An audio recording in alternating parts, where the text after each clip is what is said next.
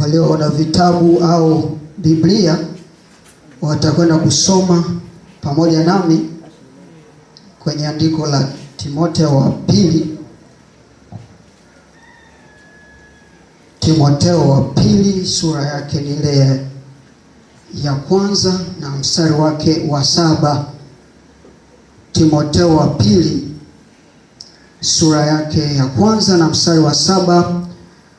Maandiko yanasema kwamba maana Mungu hakutupa roho ya woga, bali ya nguvu na ya upendo na ya moyo wa kiasi. Narudia tena kwa utukufu wa Mungu. Maana Mungu hakutupa roho ya woga, bali ya nguvu na ya upendo na ya moyo wa kiasi. Bwana asifiwe sana. Najua tayari tushaombewa na Mungu tayari ashatusikia kupitia maombi hayo. Moja kwa moja tutakwenda kwenye somo letu la leo ambalo tutakwenda kujifunza kwenye andiko ambalo tumekwenda kulisoma. Tutakwenda kujifunza somo ambalo linasema roho ya woga. Bwana asifiwe. Bwana tunaitikia kama tupo kanisani. Bwana asifiwe. Kwa upande wa pili kule kwa wenzetu Waislamu ungesikia swala, lakini kwetu sisi tunajisi woga na tunamwabudu Mungu wa kweli. Bwana asifiwe sana. Asante sana. Somo letu linahusu roho ya woga. Bwana asifiwe sana. Tutakwenda kutoa kwanza kusudi la somo. Kwa nini tumetaka kujifunza somo hili? Kwanza tunajifunza somo hili kwa siku ya leo kwa sababu sisi kama kanisa tutambue kuwa roho ya woga ni silaha kubwa ya shetani anayotumia ili kushambulia kanisa. Bwana asifiwe sana. Roho ya woga ni silaha ambayo shetani anaitumia ili kushambulia kanisa. Kwa hiyo ndio maana tumeona kwanza tuweze kujifunza ili kwamba tuweze kutambua hilo. Lakini pia kanisa litambue kuwa na roho ya kumhofu Mungu. Bwana asifiwe. Au hofu ya kutenda dhambi. Ndio kusudi la somo ambalo tunakwenda kujifunza kwa siku ya leo. Na mambo ambayo tutakwenda kujifunza katika siku ya leo ni mambo machache. Tunaweza tukataja kwa wingi, lakini kwa jinsi ambavyo Roho atatuongoza tukamaliza bila kukawia. Bwana asifiwe. Jambo la kwanza kwenye somo letu tutakwenda kuona ainisho ya somo. Lakini pia jambo la pili tutakwenda kuona chanzo cha roho ya woga. Jambo la tatu tutakwenda kuona dalili za roho ya woga. Dalili za roho ya woga. Lakini pia jambo la 4 tutakwenda kuona athari za roho ya woga. Lakini pia 5 jinsi gani au jinsi ya kushinda roho ya woga au namna gani tunaweza tukashinda roho hii ya woga. Jambo la mwisho tutakwenda kuhitimisha. Bwana asifiwe sana. Tunaposema Bwana asifiwe, tunaomba tuitikie kwa nguvu kwa sababu hatusemi mtu fulani asifiwe. Bwana asifiwe. Amen. Tusiwe na woga kwa sababu tunamtukuza Mungu wa kweli. Moja kwa moja tuende kwenye jambo la kwanza ambalo ni ainisho ya somo letu. Kwenye somo letu tunaona kuna mambo mawili, kuna roho na woga. Kuna roho na woga. Na tutakwenda kuainisha roho kwa herufi ndogo. Naposema kwa herufi ndogo namaanisha roho ambayo inaandikwa kwa kuanza na herufi ndogo. Sijui kama tuko pamoja. Kwa sababu kuna roho ambayo imeandikwa kuanza ile R au ile R ya kwanza imeanza kuandikwa kwa herufi kubwa, lakini pia kuna roho nyingine ambayo imeanza kuandikwa kwa herufi ndogo. Sasa mimi naainisha roho kwa herufi ndogo. Bwana asifiwe sana. Basi kwa mujibu wa kamusi ya Kiswahili, roho kwa herufi ndogo ni sehemu ya ndani ya mwanadamu isiyoweza kuonekana kwa macho ya mwili. Ina maana kwamba hapa kila mtu ana roho. Inawezekana wewe hauioni kwa macho yako ya mwili, kwa sababu kuna tofauti wa moyo na roho. Bwana asifiwe. Moyo unaweza kauona kwa macho ya kibinadamu, kwa sababu ukienda hata kwa wale wataalamu wa sayansi, wanapopima mtu kwenye viungo vya ndani ya mwili wa mwanadamu, utaona moyo. Ina maana kwamba moyo una uwezo wa kuonekana kwa macho ya kibinadamu, lakini tukienda kwa upande wa roho, haiwezi ikaonekana kwa macho ya kibinadamu. Bwana asifiwe sana. Kwa hiyo jambo la pili kwenye ainisho ya roho, roho ni nguvu au msukumo wa ndani isiyoweza kuonekana. Bwana asifiwe sana. Narudia tena, roho ni nguvu au msukumo wa ndani unaompa mtu hamasa au ari ya kutenda jambo. Ule msukumo wa ndani, sababu ndo pale unakuta kuna nguvu fulani inayokusukuma ndani ya moyo wako utende jambo fulani. Hiyo ni roho, sio moyo. Bwana asifiwe. Lakini pia twende kwa kuainisha woga. Kwa hali ya kawaida, woga, najua wote tunajua woga. Nani ambaye asiyejua woga? Neno woga, boba ole toshike boba balaba ike boba wache msai. Okay, sawa. Bwana asifiwe. Asante sana, Mungu awabariki. Sawa, ni kwamba woga kwa hali ya kawaida ni hali ya kujawa na hofu ya kupatwa na jambo baya. Woga kwa namna nyingine ni hali ya kofia kupatwa na jambo usiloweza kumudu. Jambo ambalo usiloweza kumudu, Kiswahili cha kumudu, kitu ambacho huwezi kukifanya kwa uwezo wako. Kwa hiyo hapo tunasema kuhusu woga ni hali ya kofia kupatwa na jambo usiloweza kumudu au jambo usiloweza kulifanya. Lakini pia woga ni hali ya moyo au akili inayomfanya mtu ajisikie kutishwa. Hapa tukisikia risasi inalia sehemu fulani, utasikia woga ndani ya watu unaanza kuwajia. Tukikumbuka tarehe mosi za mwezi huu ilipofika Zeroher, tulisikia mizinga miwili ilipigwa. Japokuwa watu walikuwa wanapiga vuvuzela, lakini kwa namna nyingine zilipigwa na huku na watu wana wasiwasi, au sio jamani? Kujua kwamba Bwana anayakone. Bwana asifiwe sana. Huo ni woga. Bwana asifiwe sana. Lakini pia tuone woga kibiblia. Woga kibiblia. Roho ya woga ni hali ya ndani inayomfanya mtu kwanza kuogopa.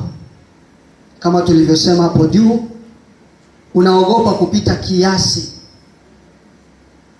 Hata kama ulikuwa na huduma ambayo ulipewa, wewe kusikia kwamba utasimamia, unaanza kuogopa. Yaani kana kwamba mbele yako umepigwa bomu na kwamba sishibashe kabisa. Na hiyo roho iko ndani ya watu. Bwana aturumie sana. Hapo tunaona roho ya woga kibiblia. Ina maana kwamba unaogopa kupita kiasi, unakosa ujasiri wa kusimama katika imani, unashindwa kutimiza hata kusudi la Mungu kwa sababu ndani yako umejaa woga. Roho wa woga amekutawala. Bwana aturumie sana. Na ndio maana tukiangalia kwenye kusudi letu la somo, tumesema kwamba kanisa litambue kuwa roho ya woga ni silaha kubwa ya shetani anayotumia ili kushambulia kanisa. Kwa hiyo mimi na wewe ndio kanisa. Mungu hajaja kutafuta jengo, maana ili somo lishawahi kufundishwa. Hatuna haja ya kusema huko. Ina maana kwamba shetani anatumia roho wa woga kwa sababu ya kutushambulia, ili kwamba tukose ule ujasiri wa kusimama kutenda makusudi ya Mungu. Bwana tusaidie sana. Kwa hiyo inawezekana Mungu amekuita kufanya huduma, lakini umejawa na roho wa woga ndani yako, hutoweza kusimama kufanya kazi kwa sababu roho wa woga au roho ya woga imekutawala. Kwa hiyo unajijua mwenyewe kama hii roho ya woga unayo, na kama unayo basi ujue kwamba hiyo ni silaha ambayo shetani anaitumia ili kukupiga usiweze kusimama. Bwana tusaidie sana.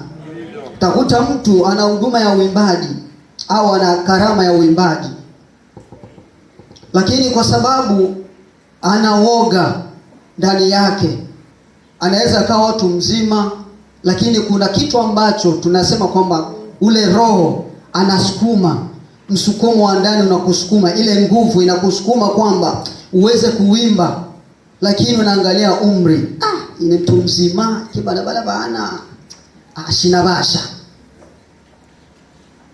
Huyo ni roho wa woga. Bwana turumie sana. Na kama uko na huyo roho, basi anza kutafakari kugeuka. Lakini pia unashindwa kufanya kusudi la Mungu. Mungu amekuita wewe ni mwinjilisti, kwa sababu roho ya woga unahofia, sema naje anahubiri nsenge bomo na ine na ini mtu mzima na ini vino yewatenda tenda chinabasha. Sio kwamba tunabasha, bali ni roho ya woga ndio imekutawala. Bwana turumie sana. Kuna wengine anashindwa hata kwenda kumasali kwa sababu unaona nganji shike nubasha shike vile wazee. Hapana, ni roho ya woga imekutawala kwa sababu unahofia baridi. Bwana kurumie sana.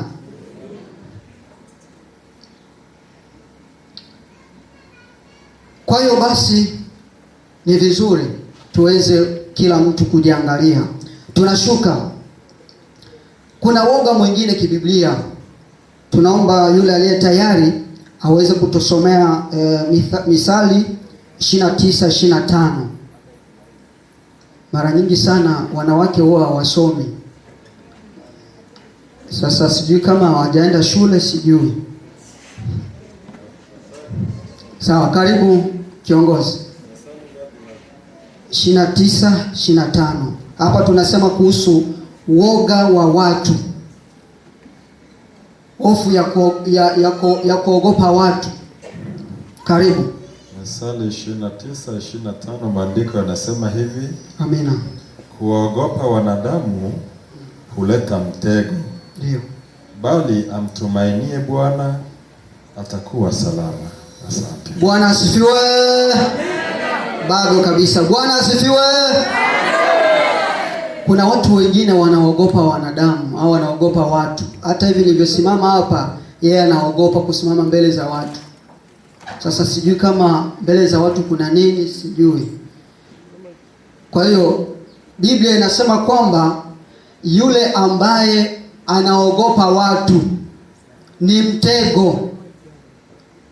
Ni mtego ambao shetani ameweka ndani yako, ni silaha au ni bomu ambayo shetani ametega ndani ya moyo wako, ili kwamba uweze kushindwa kutenda yale makusudi ya Bwana ambayo amekuitia. Kwa hiyo kama wewe unaogopa watu, kusema kwamba watu watakucheka, jua kwamba huo ni mtego. Umepewa huduma, umepewa kazi fulani, lakini unaogopa watu. Nilimwanua shinabasha, nile mtu mzima shina mango huduma mchunge na bana. Hapana. Bwana tusaidie sana. Kwa hiyo kila mtu aweze kujichungulia au aweze kujiangalia jinsi ambavyo anakwenda kuishi. Kama unaogopa watu, huo ni mtego, lakini yule ambaye anamtumaini Bwana atakuwa salama. Ijapokuwa unatishwa, unawekewa huo mtego ndani ya moyo wako na shetani, lakini ukimtumaini Bwana utakuwa salama, kwa sababu aliyekutuma ni mkubwa kuliko huyo unayemwogopa. Bwana asifiwe sana. Kwa hiyo hapo watu wanaofia au wanaogopa watu, jua kwamba kama unaogopa watu na huku umepewa huduma, jua kwamba huo ni mtego. Lakini inawezekana ukatishwa na shetani kwa namna hiyo, lakini omba Mungu, umtumaini ili kwamba uwe salama. Bwana atusaidie sana.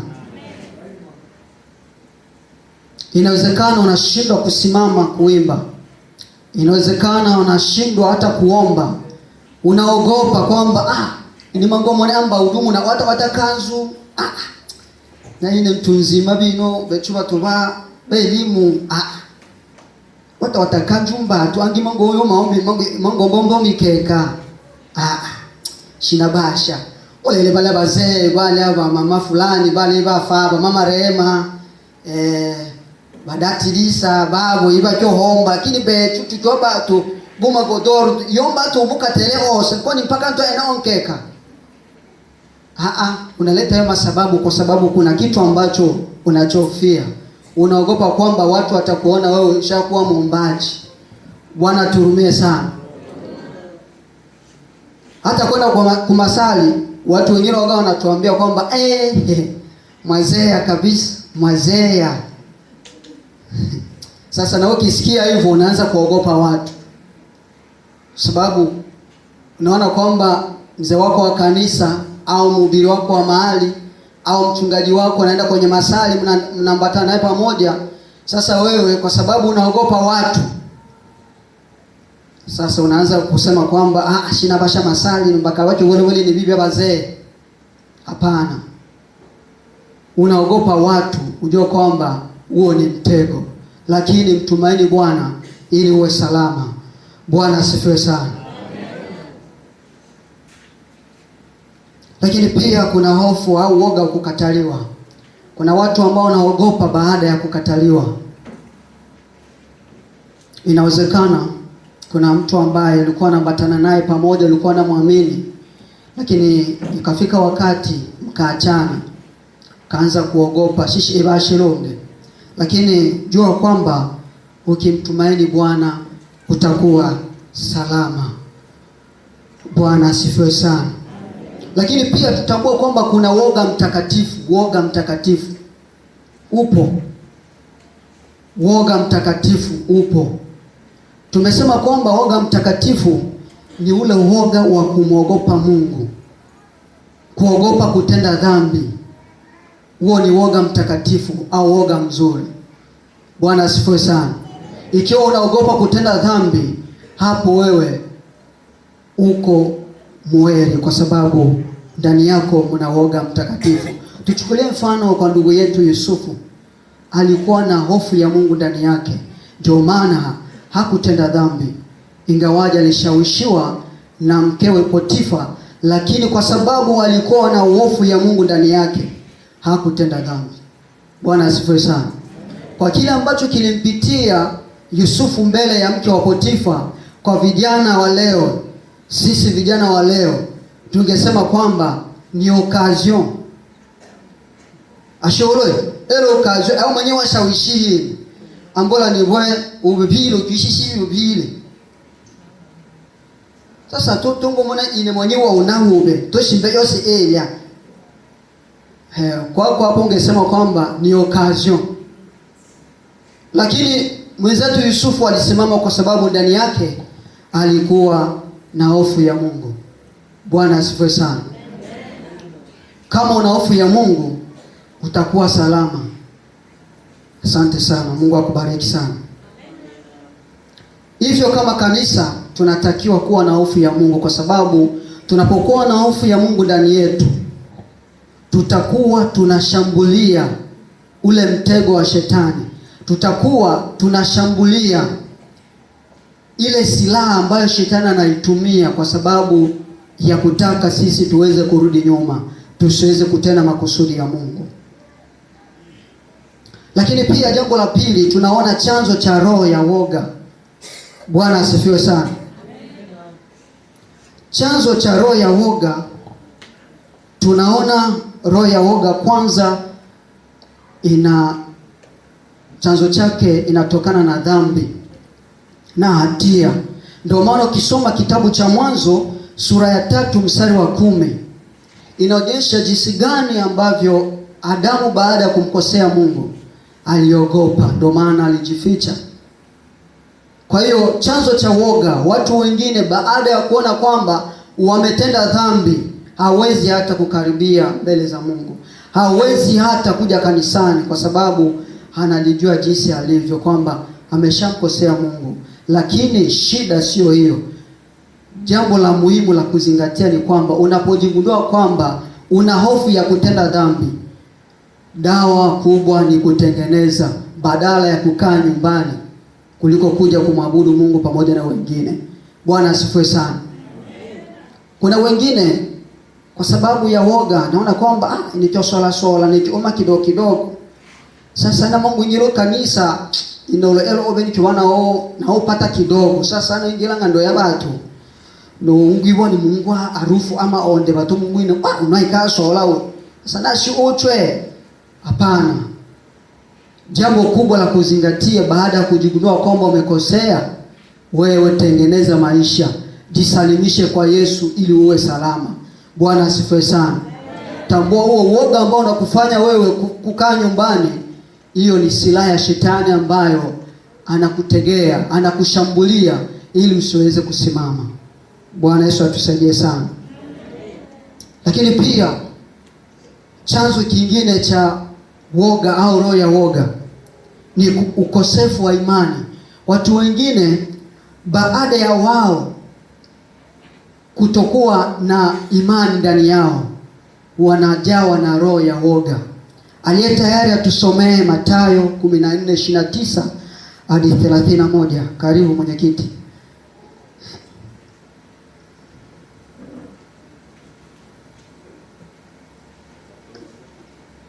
Mathayo 14:29-31, na wale wanaoandika wataandika pia Mathayo 26:69 hadi 75, lakini tunasoma andiko moja kutokana na muda wetu. Karibu. Mathayo 14:29-31. Akasema, njoo Petro. Akashuka chomboni, akaenda kwa miguu juu ya maji ili kumwendea Yesu. Lakini alipouona upepo akaogopa, akaanza kuzama, akapiga yowe akisema, Bwana niokoe. Mara Yesu akanyosha mkono wake akamshika, akamwambia, ewe mwenye imani haba, mbona uliona shaka? Amen. Amen. Bwana Yesu atusaidie sana. Hiyo ni habari ya Petro. Petro alikuwa na imani, ndio maana alijaribu kutembea juu ya maji kama Yesu. Lakini baada ya kuona dhoruba, baada ya kuona upepo, aliogopa. Na ndivyo walivyo watu wengine. Baada ya wao kupitia majaribu, wanaogopa. Lakini Petro, kitu ambacho alichokifanya, aliona kwamba msaada wake uko kwa Yesu. Ndio maana aliona kwamba hawezi kupiga yowe, akamlilia Yesu kwamba, mwana wa Adamu niokoe. Na Yesu akaweza kumshika mkono, akaweza kuokolewa. Bwana asifiwe sana. Inatufundisha kwamba unapopitia shida, japokuwa una hofu au wasiwasi ndani ya maisha yako, imani yako imeshuka kwa sababu ya majaribu, unapitia magonjwa kila siku, unatishiwa kila siku, lakini dawa kubwa ni kumlilia Yesu. Bwana Yesu atusaidie sana, kama alivyofanya Petro. Kwa hiyo chanzo kingine cha woga ni ukosefu wa imani. Na twende kwenye neno letu la tatu ambalo linasema dalili za roho ya woga. Bwana Yesu asifiwe sana. Jambo la kwanza, dalili ya kwanza ni kuwa na hofu ya watu au kesho yako. Kama tulivyosema, ina maana kwamba kila mtu hapa anaanza kupiga hesabu, mimi sijui kama kesho yangu itakuwaje. Ndani yako mnajaa woga, lakini pia unaogopa watu. Hiyo ni dalili mojawapo ya woga. Lakini pia dalili nyingine ni kushindwa kuamua. Unashindwa kuamua. Kuna kitu ambacho kwa uwezo wako ambao Mungu amekupatia ungeweza kufanya, lakini kwa sababu unajaa au umejawa na roho ya woga ndani yako, unashindwa kuamua vizuri. Bwana Yesu atusaidie sana. Lakini pia dalili nyingine ni kukata tamaa haraka. Kwa sababu inawezekana ulikuwa na maono yako ambayo ulikuwa nayo, lakini baada ya kuona kwamba unashambuliwa kwenye maono yako, unashindwa kusimama, unakata tamaa haraka badala ya kuvumilia. Inawezekana wewe unafanya biashara, inawezekana wewe unafanya kitu chochote kile cha kukuingizia pesa, lakini unaona kwamba kuna nafasi ambapo unafikia mpaka unafeli. Unajawa na roho ya woga ndani yako mpaka unakata tamaa. Jua kwamba hiyo ni dalili mojawapo ya woga, cha kufanya wewe mtumaini Mungu. Bwana asifiwe sana. Lakini pia kuna dalili nyingine ambayo inajaa watu. Ikiwa hii dalili ndani yako, jua kwamba roho ya woga iko ndani yako pia. Ni kuogopa kusema ukweli. Una watu akija inawezekana kwenye mahakama au mbele za watu, anaambia kwamba ambaye ni shahidi au ambaye anajua haya yote ni fulani. Ni kweli wewe unajua hayo ambayo yamewakuta, lakini unaomba sasa useme ukweli kama Mkristo, lakini kwa sababu unaogopa kufungwa unadiriki kusema uongo. Ndio maana wengine wanasema kwamba babu pewa ikana na kweli. Hapana. Uwezi kuchanganya positive na negative, itakuwa tu negative. Bwana aturumie sana. Kwa wale ambao wanafanya mahesabu, ukifanya hivyo utapata hivyo, utajua kwamba tunaenda wapi. Kwa hiyo unapokuwa na moyo wa kuogopa au roho ya kuogopa kusema ukweli ndani yako, jua kwamba dalili hizo za roho ya woga inakutawala. Lakini kama una ule ujasiri, japokuwa unatishwa, hapana tenda buupe Bwana ohone, tenda buupe ohone, hapana, lakini kuna ujasiri, msukumo wa ndani unakusoma kwamba uko mtumishi wa Mungu, ni lazima useme ukweli. Bwana Yesu atusaidie sana. Lakini pia dalili nyingine za roho ya woga, kushindwa kutimiza kusudi la Mungu. Mungu amekuita kufanya huduma mbalimbali. Kuna kitu ambacho kinakusukuma kwamba uwe unafiagia kila siku kanisani, lakini unaona heshima yako ini wewe kabisa atimango ya kila unotale roho kwa jina la Yesu, toka pepo, mimi sitaki kufiagia kanisani, toka kabisa. Kumbe sio pepo, ni roho Mungu anakuongoza kwamba huwa unafiagia, kwa sababu huwa unafanya usafi sehemu ambayo watumishi wa Mungu wanakusanyika. Lakini kwa sababu kuna kitu ambacho unachokitamani, nalubite pastere, nalubite fulani, ya kabisa kila bope, lakini tela watu bope, jua kwamba huyo ni roho wa woga ambayo amekutawala ndani yako.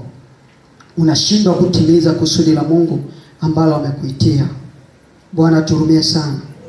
Lakini pia unakosa hata amani ya moyo. Ndani ya moyo wako kabisa amani inakosa. Unapojitahidi kutenda jambo unakosa amani. Unakumbuka majirani walivyokusengenya, unakumbuka jinsi ambavyo watu wanavyokucheka, unashindwa kabisa. Jua kwamba hiyo ni mojawapo pia dalili ya roho ya woga. Lakini pia kujawa na mashaka kila wakati. Ndani yako mnajawa mashaka. Ndio maana utakuta hata watu fulani fulani wao ni waoga sana, wanajawa na wasiwasi. Ndio maana hata wakati wa usiku wanashindwa hata kutoka mwenyewe. Hata wakati wa usiku. Inawezekana hapa pia hao watu wapo. Yeye ni mtu mzima lakini anaogopa kutoka hata kwenda hata kujisaidia tu. Anaogopa. Ndio la nini mwenyewe? Sasa unaogopa nini? Unaogopa nini? Mbona mchana unatembea mwenyewe? Kwani usiku na mchana una tofauti gani? Si usiku tu kuna giza na mchana tu kuna nuru. Lakini Mungu analinda watu kila wakati. Kwani Mungu alindi watu usiku jamani? Analinda. Sasa kwa nini unahofia mwenyewe kutoka nje hata kwenda kujisaidia? Bope, na kujisaidia hata wewe sio mgonjwa bwana, nenda ujisaidie. Acha roho ya woga. Bwana asifiwe sana. Kwa hiyo unajua kwamba huyo ni roho ya woga ambaye amekujaa. Kwa sababu muamini kwamba Mungu hata usiku anaweza kukulinda. Yaani unachofikiria ndani ya moyo wako ni kuona kwamba yani mabaya tu. Aikana yomona ilema, aikana yomona nchawi. Bwana Yesu aturumie sana. Nakumbuka saa ambayo tulikuwa kwenye Sunday school. Yule mtoto wangu anaitwa Kiza, yule mdogo. Tupo kanisani, akaanza kusema, nimeona mchawi, nimeona mchawi. Akasema huyo mchawi kwa kutaka kuangalia hivi.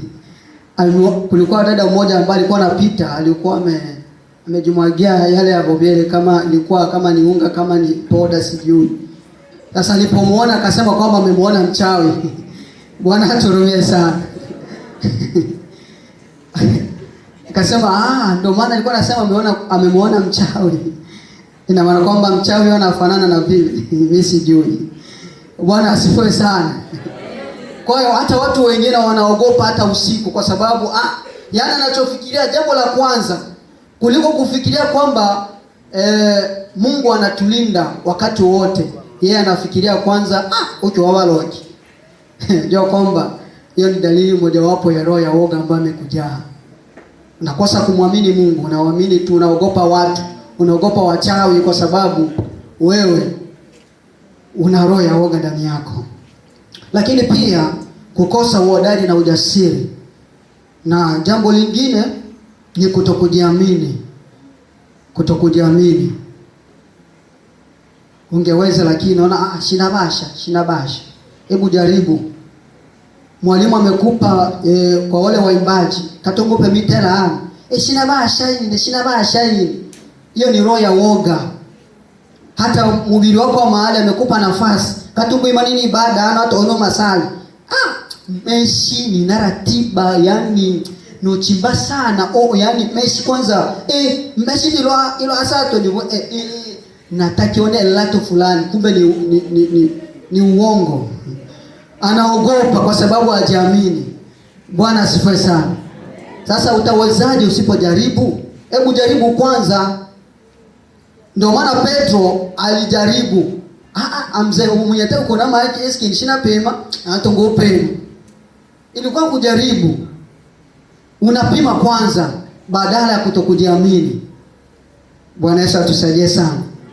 Jambo lingine tunaona kwenye jambo la 4 kipengele cha 4 ni athari za woga au za roho ya woga. Jambo la kwanza, woga unapomtawala mtu au kanisa, woga huzuia imani. Woga huzuia imani. Watu hawatamwamini Mungu, lakini pia watu hawataaminiana. Kwa sababu wanajana woga tu tumzee tumwambaka na tena woga kabisa. Hivyo tu chama Yesu vivyo ata kabisa. Ahika kabisa ashirike ata kabisa sikashimu enda. Atukuchama Yesu sana. wakanimomone wewe kabisa mpaka unaanza kukimbia. Hapana. Kwani hujaona watu wenye macho mekundu, hujawahi kuwaona? Hata mtoto mdogo anaweza kana na macho mekundu, inawezekana anaumwa. Sasa wewe unakimbia. Kinywani vyote cha meso aka pale hata bula bwana usimuleta bwana. Hapana, sio hivyo. Bwana asifiwe. Kwa hiyo acha roho ya woga. Ina maana kwamba watu wanakosa kuaminiana kwa sababu ya roho ya woga imejaa ndani yao. Kwa asabi nyingine, huzuia maendeleo ya kiroho. Unapotenda jambo unashindwa kwa sababu unapotaka kutenda jambo unashindwa kwa sababu ndani yako roho ya woga imejaa ndani yako. Lakini pamoja na hayo, athari nyingine husababisha mtu kushindwa kufanya jambo na kukata tamaa. Lakini pia athari nyingine ya woga humtenganisha mtu na kusudi la Mungu, kwa sababu ndani yako imejaa roho ya woga. Na ndio maana ukisoma Ufunuo 21:8 inasema kwamba bali wahoga na wasioamini na wengine sehemu yao ni katika ziwa la moto. Kwa hiyo endapo wewe unajigundua kwamba ndani yako mna roho ya woga, unajua kwamba athari ambayo utakayoipata sehemu yako ni katika ziwa la moto. Bwana Yesu atuhurumie sana. Lakini pia athari nyingine huzuia baraka za Mungu.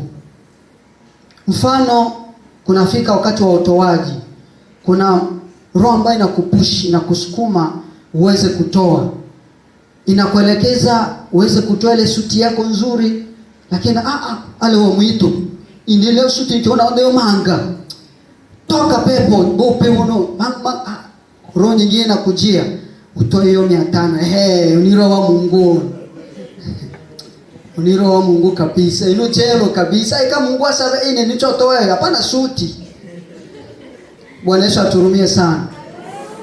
Ina maana kwamba hasara nyingine ambayo utapata kwa sababu ndani yako mna roho ya woga, hutopata baraka za Mungu. Kwa sababu inawezekana ungetoa vizuri, lakini kwa sababu roho ya woga imejaa ndani yako, hutotoa inavyopaswa. Utatoa kile ambacho Mungu hatakitaka. Bwana Yesu atusaidie sana.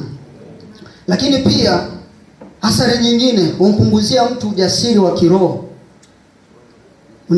Unakosa kuwa jasiri katika maisha yako ya imani, haya kumtumikia Mungu.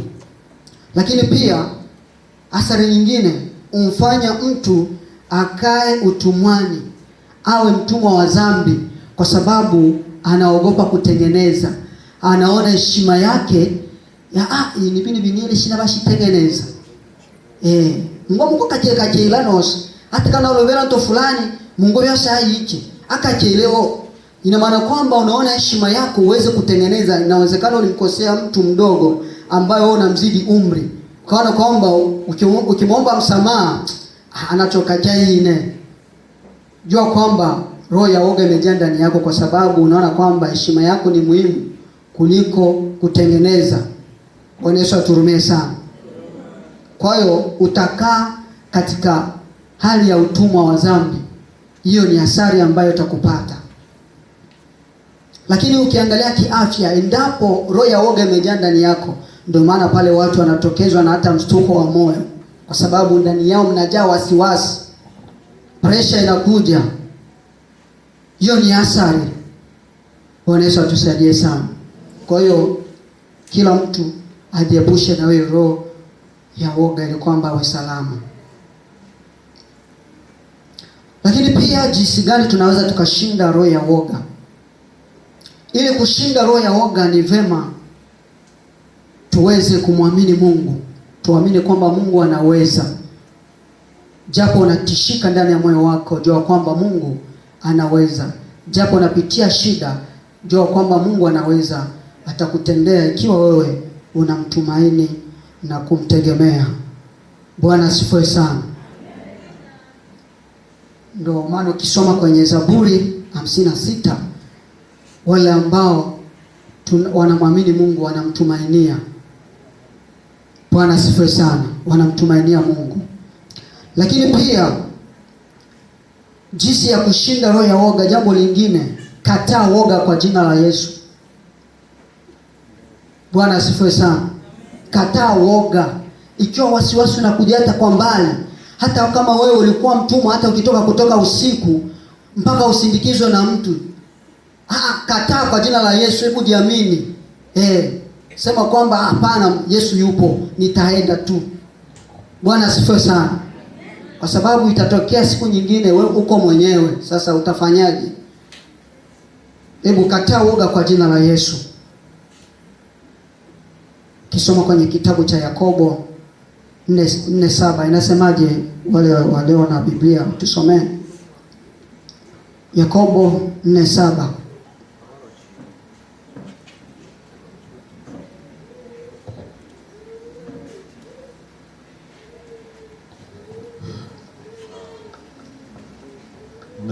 Yakobo, maandiko yanasema hivi. Basi mtiini Mungu, mpingeni shetani, naye atawakimbia. Amen. Amen. Bwana asifiwe sana. Mtii Mungu, mpige shetani, naye atafanyaje? Atakukimbia. Kama wewe shetani hajakukimbia, na maana kwamba bado hujampinga. Lakini pia ili kushinda roho ya woga, ni vema ujaze moyo wako kwa neno la Mungu. Neno la Mungu lijae ndani yako. Warumi 10:17 muandike tu, hatutasoma. Warumi 10:17.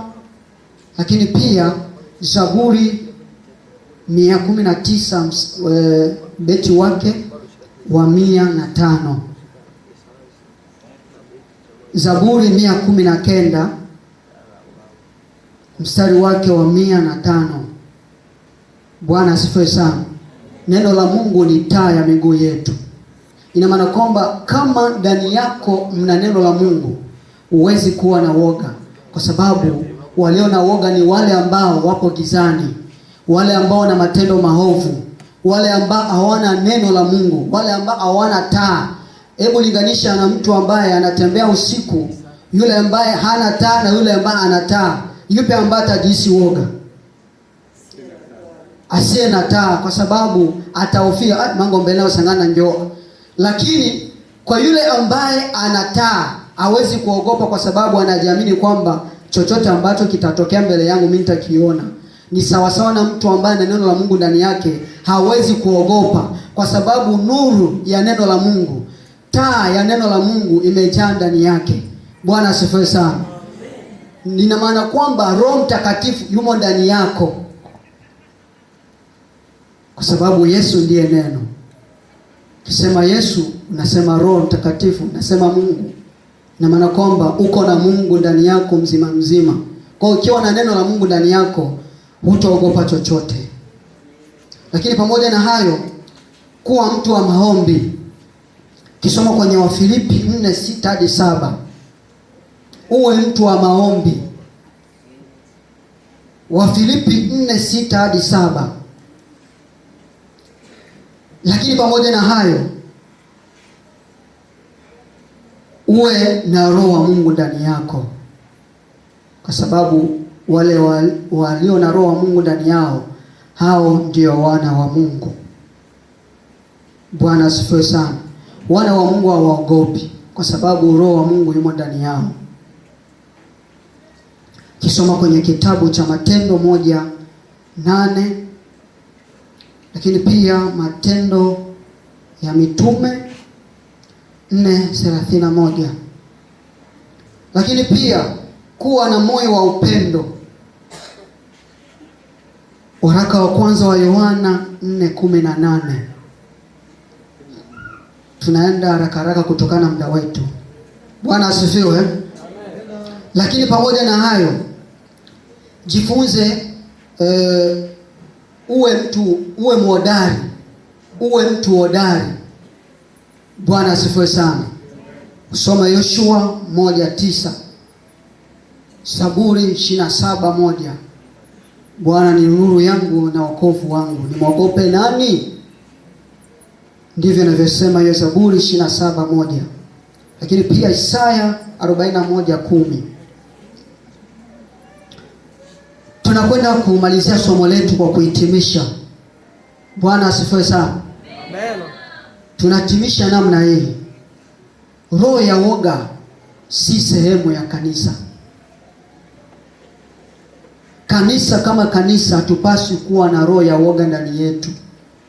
Ndio maana kanisa lina uwezo wote ule wa kugeuza jambo baya kuwa jambo nzuri, hata serikalini. Bwana asifiwe sana.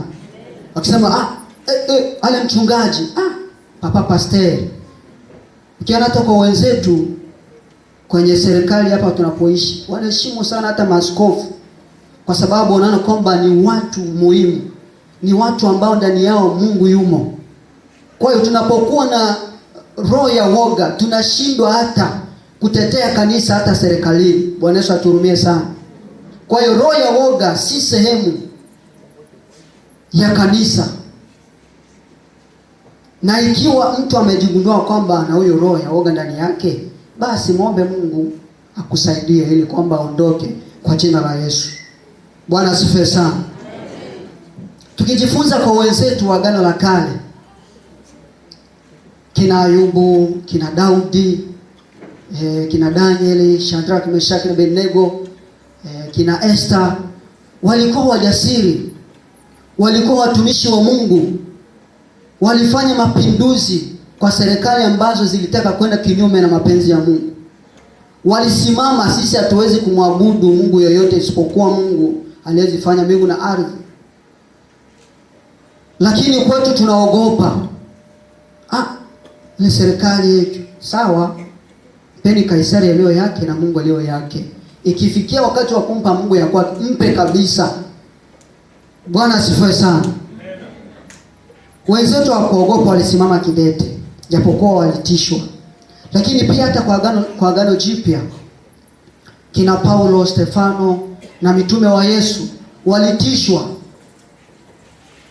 Naomba kiongozi tusomee Matendo 5:28-30. Tunataka kumalizia. Hilo ndilo andiko letu la mwisho. Matendo 5:28-30.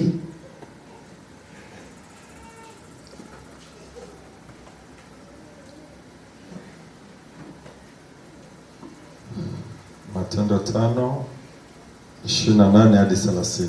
Ndio. Biblia inasema, akisema, je, hatukuwaamuru ninyi kwa nguvu msifundishe kwa jina hili? Ndio. Nanyi tazameni, mmeijaza Yerusalemu mafundisho yenu, na mnataka kuileta damu ya mtu yule juu yetu. Petro na mitume wakajibu, ndio, wakisema, imetupasa kumtii Mungu kuliko wanadamu. Ndio. Mungu wa baba zetu alimfufua Yesu, ambaye ninyi mlimuua mkimtundika katika mti. Amen. Amen. Bwana asifiwe sana. Wenzetu Petro, baada ya kutishiwa wakati wanahubiri jina la Yesu, wakati wanahubiri Injili, walitishwa. Lakini Petro akajibu, sisi hatuwezi kuogopa.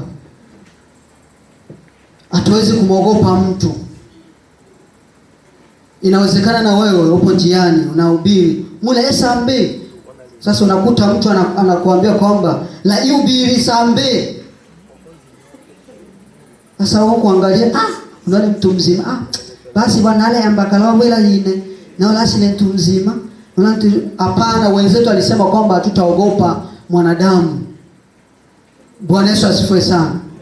Kwa hata wenzetu pia, hata kwenye agano jipya waliweza kusimama, japo waliweza kutishwa. Waliweza kuondoa ile roho ya woga ndani yao. Kwa hiyo tuchague kuishi kwa imani wala si kwa woga. Kwa sababu ya woga Watu wengine wanabuni andiko la uongo, jilinde na mimi nitakulinda. Je, hilo lipo kwenye Biblia? Kama lipo basi mniambie, kwa sababu mimi sijawahi kuliona, basi mnisaidie. Andiko ambalo linasema jilinde na mimi nitakulinda. Hata Biblia yatenda jilinde na mimi nitakulinda. Kwa hiyo olo limu itu yana onga mfuko ina mongo saidia. Biblia yaruhusu. Mimi kwangu sijawahi kuiona kwenye Biblia. Kama lipo basi mnisaidie. Lipo alipo? Bwana wengine wanaitikia na woga. Lipo alipo? Wale ambao wanasema kwamba lipo apandishe kidole. Hicho andiko hicho ubeo. Kwamba jilinde na mimi nitakulinda. Wanesa turumie sana. Kwa hiyo hayo yote yanatokana na shetani, ili kwamba uendelee kuishi katika hali ya woga. Uendelee kutegemea mambo yasiyofaa badala ya kumtegemea Mungu. Kwa hiyo tujitahidi kuwa na hofu ya Mungu, kwa kuogopa pia kutenda dhambi na kuendelea kumtumaini. Bwana Yesu asifiwe sana. Tumejifunza kuhusu roho ya woga na mambo mengi ambayo tumekwenda kusema hapo. Kila mtu ajichungulie ndani ya moyo wake, ikiwa ana roho ya woga ndani yake, aweze kumwomba Mungu amuondoe, ili kwamba aweze kuwa salama. Hususan tuwe na hofu ya kumwogopa Mungu, hofu ya kutotenda dhambi. Na Mungu abariki neno lake. Amen.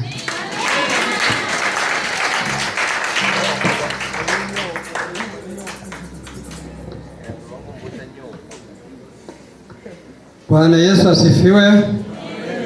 Asifiwe tena. Tumeshinda.